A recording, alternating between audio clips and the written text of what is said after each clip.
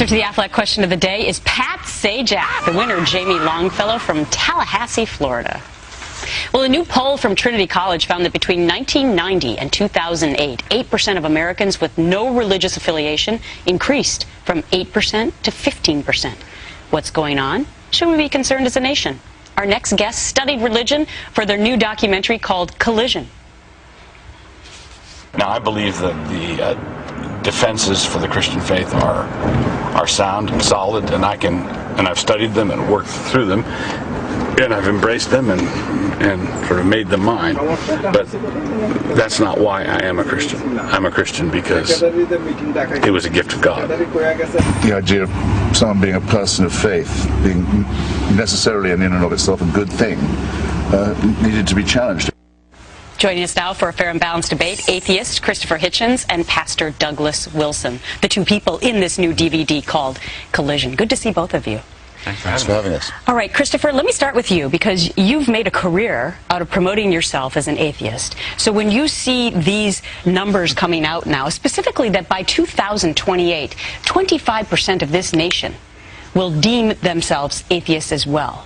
Why do you think that's happening? Well, I wish that was true also. I wish I could really build a career around it. But well, you have. I think the number of people who check the none of the above box is definitely increasing, and it's because they want to push back against theocracy and the parties of God and the awful challenge they pose to us internationally, and also I think because they resent things like the attempt to teach nonsense in school under the smuggled through customs name of intelligent design. But they're not all of them atheists by any means. They're just simply people who don't attend a church, don't have any particular faith.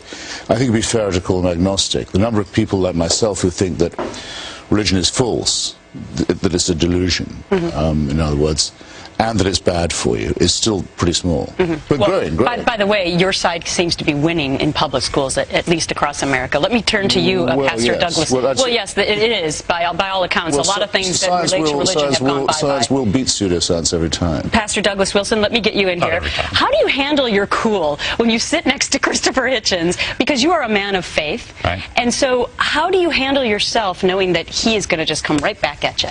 Well, it's fortunate that Christopher and I get on quite well off camera, and Christopher wears his unbelief like a fur coat. You know, it's just one of the things you have to. But you wear your faith like a fur coat as well? Yeah, even on a hot day. So why is he wrong? Why is Christianity not a myth? Well, Christianity is not a myth. Everything comes down to the history of the thing, but if Jesus didn't come back from the dead, then Christianity is appalling. It's an appalling fraud and delusion, and every unbeliever ought to attack it. Christianity is not good for the world because it makes people decent and sober and that sort of thing.